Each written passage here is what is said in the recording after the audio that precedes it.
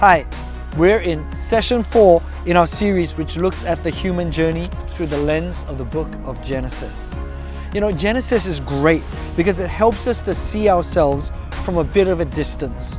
It speaks to our origins and our beginnings, as well as showing us our tendencies and nature through the lives of other humans.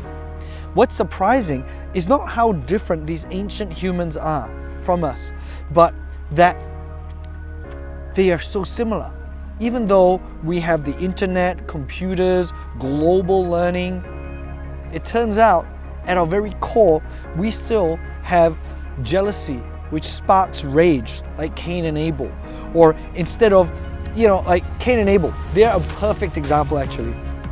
You've got Cain who does something wrong, and then when God corrects him, instead of going, I'm so sorry God, how can I do better? He doubles down on sin. And he goes, you know what? If you don't like what I'm doing, I'm just gonna kill the person who did it correct. That way, I'll be all right.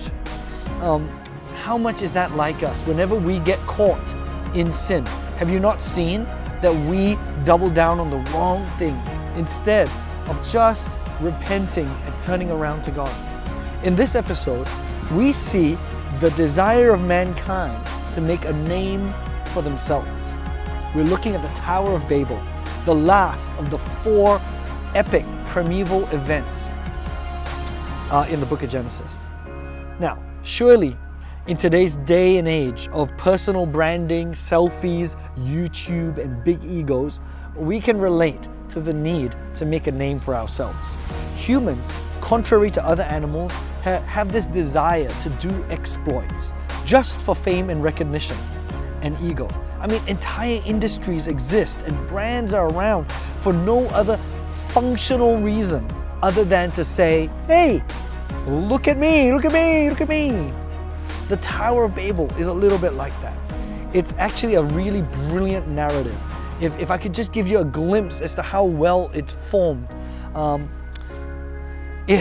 it's got this literary structure that's built in. It's a play on words even. In Hebrew, you have words like Shem, which is name, Sham, which is that place, and Shamayim, which is heaven. And so you've got the place, Sham, which is what the rebels use as a base for storming heaven, Shamayim, to get a name, Shem, for themselves. And if you look at the text, it's a little bit like a tower that builds up. It's called a chiastic structure. But it begins, with language, then a place, then communication, plans develop, so that then they start building a city and a tower that gets to God. Then God comes down to their city and the tower. He inspects their building. He makes his own plans and inventions. He disrupts their communications and he spreads them out in a place, and suddenly they do not any longer have one language. So it goes up to the climax where they try to reach God, but God himself comes down, and it goes all the way back down again until when they began with one language, they end all spread out. Here's what we discover in this, the last of the primeval narratives, that despite man's best efforts, God is still in control. As humans, we must always be careful whose glory are we shooting for. We are about to discover that God has no problem actually making a name great, or a person great, or a nation great. Because in the story that just is right after this, that means we're in Genesis 11. As soon as you get to Genesis 12, he says in Genesis 12 verse 2, and I will make you a great nation, and I will bless you and make your name great, so that you will be a blessing. He says that of Abraham. These promises that he says to Abraham, they're ours because of the lineage of Abraham.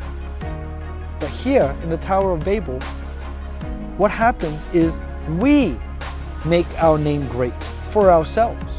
What happens? When we take it upon ourselves to make our name great, we inevitably want more.